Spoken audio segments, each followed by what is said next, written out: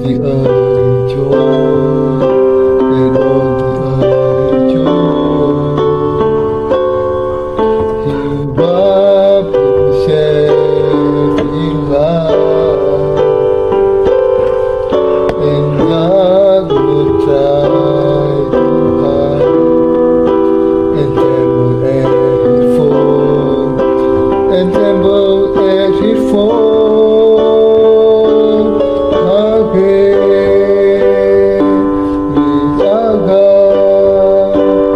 Sing with me, how great is our God, and always He, how great is our God.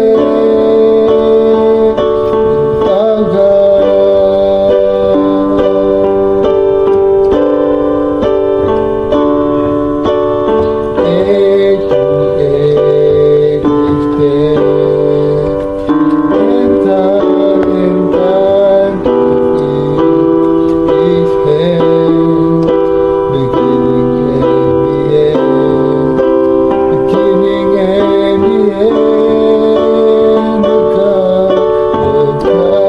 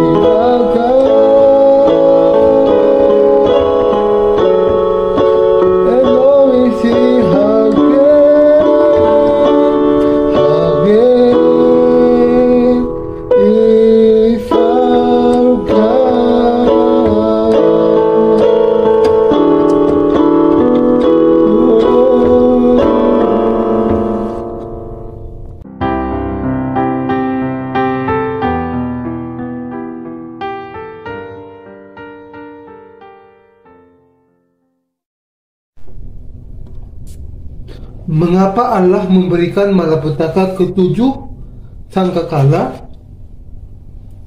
Tujuan Allah dalam memberikan malapetaka ketujuh sangkakala adalah bagi orang-orang yang dilahirkan kembali supaya menerima kemuliaan dari mereka. Bagi mereka yang belum dilahirkan kembali, untuk memberikan kepada mereka kesempatan lagi untuk dilahirkan kembali. Dan untuk semua manusia di dunia ini yang Allah ciptakan, untuk menunjukkan kepada mereka bahwa Tuhan adalah Allah, pencipta dunia ini, juru selamat, dan hakim atas semuanya. Pertama, dengan memberikan penderitaan kepada orang-orang berdosa melalui malapetaka itu dan mengizinkan orang-orang benar lepas dari semuanya, Allah membuat orang-orang benar memuji kebesaran, anugerah, berkat-berkat dan kemuliaan Allah. Yang kedua, Allah membiarkan malapetaka itu untuk panennya yang terakhir. Ia menurunkan malapetaka ke-7 sangkakala untuk menyelamatkan. Yang terakhir kali, mereka yang sudah mengenal Injil air dan roh, tetapi belum mempercayainya.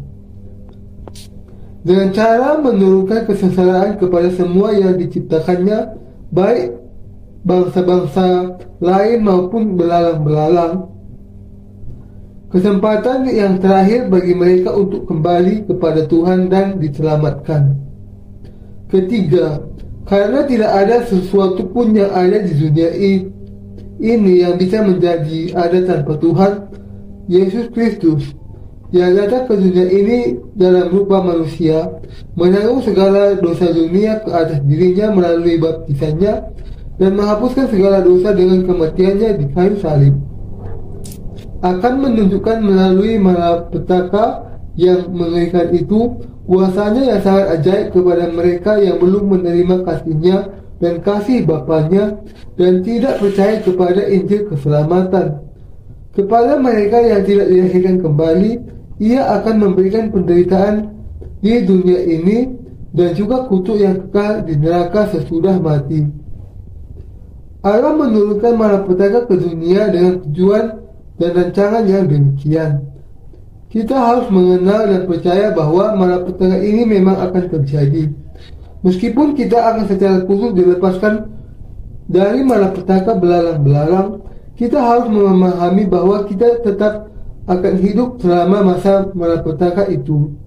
Malapetaka api yang menghanguskan sepertiga alam dan hutan yang ada di seluruh dunia, malapetaka air yang mengubahkan sepertiga lautan menjadi darah dan sepertiga sungai menjadi absintus, malapetaka kegelapan yang menggelapkan matahari, bulan dan bintang, dan malapetaka yang akan menghancurkan dunia. Kita akan tepat berada di tengah semua malapetaka itu. Tetapi kita juga harus memahami bahwa meskipun kita hidup dalam malapetaka yang demikian, kita pasti akan dipenuhi dengan sukacita yang besar. Dengan malapetaka ke-7 sangkakala, kita akan kehilangan ketertarikan terhadap kehidupan duniawi. Coba bayangkan untuk sejenak bahwa gunung api meletus di mana-mana, gempa bumi menghancurkan tanah, hutan-hutan terbakar dan asapnya membubung, dan sepertiga laut, sungai, dan mata air berubah menjadi darah dan absintus. Debu, asap, dan abu menutupi seluruh dunia. Matahari terbit sekitar pukul 10 pagi dan tenggelam pukul 4 sore. Dan bulan serta bintang-bintang kehilangan cahaya mereka dan bahkan tidak bisa kita lihat lagi. Masihkah Anda tertarik dengan kehidupan duniawi dalam dunia yang demikian? Tentu saja tidak. Inilah sebabnya orang-orang kudus akan memandang hanya kepada Allah dan menempatkan pengharapan mereka di dalam kerajaannya pada saat ini. Semua pengharapan kita, 100% dari semuanya, kita dapati hanya di dalam Allah. Kita tidak akan pernah tertarik untuk hidup di dalam dunia ini lagi, dan kita juga tidak bisa melakukan hal itu. Meskipun kita diberi semua kekayaan di dunia ini untuk hidup selama 1000 tahun. Karena semua malapetaka sudah direncanakan dan diizinkan oleh Allah, tidak ada yang bisa menghentikannya. Karena Allah sudah merencanakan malapetaka itu, maka Ia akan membiarkan semuanya terjadi. Mengapa malapetaka yang direncanakan Allah dituliskan di dalam Alkitab? Mengapa Allah mengangkat Yohanes ke surga, membuat ia mendengar dan melihat semua malapetaka yang akan terjadi dengan ditandai bunyi guru 7 sangkakala, dan membuat ia menuliskan semua yang didengar dan dilihatnya. Dalam menunjukkan apa yang akan terjadi dengan dunia ini, itu adalah untuk membuat orang-orang kudus menempatkan pengharapan mereka hanya kepada kerajaan Allah, untuk membuat mereka memberitakan Injil di dunia ini, dan untuk membuat semua orang percaya kepada Yesus Kristus. Allah sudah merancangkan dan membiarkan semua ini, sehingga melalui malapetaka itu manusia akan berpikir kembali dan tidak akan menderita di lautan api dan belerang yang membakar di neraka. Allah sudah memberikan kepada mereka, dengan kata lain, tempat pengungsian untuk lepas dari malapetaka itu. Karena Allah tidak ingin ada di antara kita yang berakhir di neraka, Ia menghendaki hati orang-orang berdosa kembali kepadanya melalui malapetaka itu. Saya percaya bahawa firman yang ditulis dan ditunjukkan kepada kita supaya semua manusia akan dituntun masuk ke surga. Malapetaka yang Allah turunkan kepada kita, dengan kata lain, bukan hanya untuk membuat kita menderita. Allah menurunkan malapetaka itu ke dunia dan kepada kita, supaya kita bisa menempatkan pengharapan kita bukan di dunia ini, tetapi di dalam kerajaannya. Kita juga harus menyadari bahwa Ia mengizinkan semuanya ini untuk membuat kita memberitakan kasih keselamatannya kepada orang-orang terhilang yang tidak terhitung banyaknya yang akan dibuang ke api neraka yang kekal, sehingga mereka juga bisa percaya kepada firman keselamatan, diselamatkan dan lepas dari kesengsaraan ini. Beberapa jenis ikan lele sangat terkenal, salah satunya karena rasa sakit yang ditimbulkan oleh duri mereka. Kalau Anda tidak berhati-hati dalam menangani ikan itu, tangan Anda bisa tertusuk oleh duri siripnya yang berbisa, dan kemudian rasa sakit yang memuncak akan mengikuti, seperti Anda tersengat oleh listrik. Rasa sakit ini tidak sebanding dengan rasa sakit disengat oleh belalang-belalang itu. Sekarang bayangkan Anda mengalami sakit yang demikian selama 5 bulan. Itu akan menjadi rasa sakit yang terburuk. Karena meski banyak orang yang ingin mati karena sakit itu, mereka tidak bisa mati. Mereka bahkan tidak akan bisa membunuh diri mereka sendiri. Sebagaimana yang dikatakan firman, mereka akan ingin mati, tetapi maut lari dari mereka. Tetapi karena kita sudah menjadi anak-anak Allah dengan percaya kepada Injil air dan Roh, dan karena dengan itu kita sudah memiliki Roh Kudus di dalam kita, Allah akan melindungi kita dari malapetaka ini, sehingga kita tidak akan menderita karena sakit akibat belalang-belalang itu. Kita dilindungi bahkan di tengah malapetaka karena kita sudah menerima pengampunan dosa dengan Injil air dan Roh. Kita seharusnya tidak hanya memandang kitab Wahyu dengan ketakutan, tetapi melalui firman Wahyu, kita harus menyadari bagaimana Allah akan memberikan kepada kita perlindungan khususnya dari malapetaka itu, bagaimana Ia akan dipermuliakan melalui kita, dan bagaimana kita juga akan mengenakan kemuliaan dengan Allah. Dengan memahami semua ini, kita bisa menjadi lebih berani, semakin giat memberitakan Injil, dan semakin memberikan kemuliaan kepada Allah ketika saat masa kesengsaraan besar datang. Dengan demikian, kita harus hidup di masa ini tanpa rasa takut di dalam hati kita, dan juga tidak tamak akan kehidupan duniawi kita. Allah mengajarkan semuanya itu sebelumnya supaya kita memiliki keberanian. Karena itu kita harus memiliki iman yang penuh dengan keberanian. Allah menggolongkan ketujuh malapetaka itu dalam 2 golongan, 4 yang pertama dan 3 celaka yang terakhir. Dan Ia mengatakan bahwa yang akhir akan lebih mengerikan dalam hal cakupan dan intensitasnya.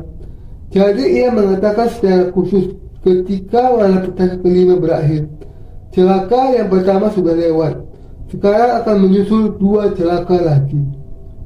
Celaka yang kedua adalah malapetaka sangkakala ke-6, dan berkata kepada mereka yang ke-6 yang memegang sangkakala itu, Lepaskanlah keempat malaikat yang terikat dekat sungai besar Efrat itu. Maka dilepaskanlah keempat malaikat yang telah disiapkan bagi jam dan hari, bulan dan tahun untuk membunuh sepertiga dari umat manusia. Di dalam ayat 16 dikatakan, dan jumlah tentara itu ialah 20,000 laksat pasukan berkuda. Aku mendengar jumlah mereka. Ini menunjukkan bahwa peperangan besar akan segera terjadi, dan sepertiga umat manusia akan terbunuh karena peperangan ini. Allah akan menurunkan, dengan kata lain, malapetaka peperangan yang sangat mengerikan ke dunia ini. Ayat 17-18 mengatakan, maka demikianlah aku melihat dalam penglihatan ini kuda-kuda dan orang-orang yang menungganginya. Mereka memakai baju zirah, merah api dan biru dan kuning belerang warnanya. Kepala kuda-kuda itu sama seperti kepala singa, dan dari mulutnya keluar api dan asap dan belerang. Oleh ketiga malapetaka ini dibunuh sepertiga dari umat manusia, yaitu oleh api dan asap dan belerang yang keluar dari mulutnya. Allah akan mengizinkan orang dalam jumlah yang tidak terhitung untuk sungguh-sungguh dibunuh oleh pasukan berkuda yang sangat banyak itu. Inilah malapetaka yang akan datang dengan dibunyikannya sangkakala malaikat yang ke-6. Apa yang terjadi ketika sangkakala ke-7 dibunyikan? Kebangkitan dan pengangkatan akan terjadi. Sampai sangkakala ke-6, semua malapetaka yang terjadi akan diakibatkan baik oleh bencana alam maupun peperangan yang secara langsung akan membawa kematian kepada manusia. Karena semua itu termasuk dalam malapetaka ke-7 sangkakala yang dituliskan di dalam Alkitab, saya percaya kepada firman ini. Tetapi bagaimana dengan Anda? Apakah Anda juga percaya kepada kebenaran ini? Sudahkah Anda menerima pengampunan dosa Anda dengan percaya kepada Injil air dan roh? Meskipun terlibat di dalam malapetaka itu, supaya Anda lepas dari penderitaan malapetaka kekal dan tidak masuk ke dalam neraka, Anda harus percaya kepada Injil air dan roh sekarang juga, yang Allah berikan kepada Anda untuk membuat segala dosa Anda dilenyapkan, untuk melepaskan Anda dari masa kesengsaraan besar, dan memberikan kepada Anda kerajaannya, langit baru dan bumi baru. Anda harus memiliki iman yang percaya kepada Injil ini. Anda harus mengenal dan percaya kepada Injil ini. Tidak ada jalan lain ke surga kecuali dengan iman kepada Injil air dan roh ini. Yesus mengatakan kepada Petrus, Aku akan memberikan kepadamu anak kunci kerajaan surga. Anak kunci kerajaan surga diberikan kepada kita ketika kita percaya kepada Yesus Kristus sebagai juru selamat kita. Bahwa ia datang ke dunia ini, bahwa ia menanggung segala dosa manusia dan dunia ke atas dirinya dengan baptisan yang diterimanya dari Yohanes Pembaptis di sungai Yordan, bahwa ia membawa segala dosa itu dan mati di kayu salib, dan bahwa ia bangkit kembali dari kematian. Kita bisa masuk surga dan terlindung dari malapetaka itu hanya kalau kita memiliki iman ini. Iman yang percaya bahwa segala dosa kita sudah dihapuskan. Dengan dibunyikannya sangkakala ke-7, akan datang pengangkatan bersamaan dengan kematian yang dijelaskan di dalam kitab Wahyu pasal 13. Ketika Antikristus muncul, kita akan menghadapi kematian kita yang benar menjadi mati karena Injil. Anda harus memahami betapa berharga dan pentingnya Injil yang Anda kenal dan percayai ini. Anda kemudian akan bisa menang di akhir zaman dengan keberanian dan berdiam di kerajaan 1000 tahun dan langit baru dan bumi baru yang dijanjikan oleh Allah. Untuk memuji Tuhan sebagai salah satu dari 24 tua-tua yang berdiri di dekat Yesus Kristus, yang adalah Allah, tidak ada jalan lain kecuali dengan keberanian menang atas kesengsaraan dengan percaya kepada Injil air dan roh. Saya berharap dan berdoa agar Anda akan, sebagai orang-orang kudus yang dilahirkan kembali dengan percaya kepada Injil ini di dalam hati Anda, semuanya mengalahkan akhir zaman dan mewarisi kerajaan 1000 tahun Allah dan surganya yang kekal.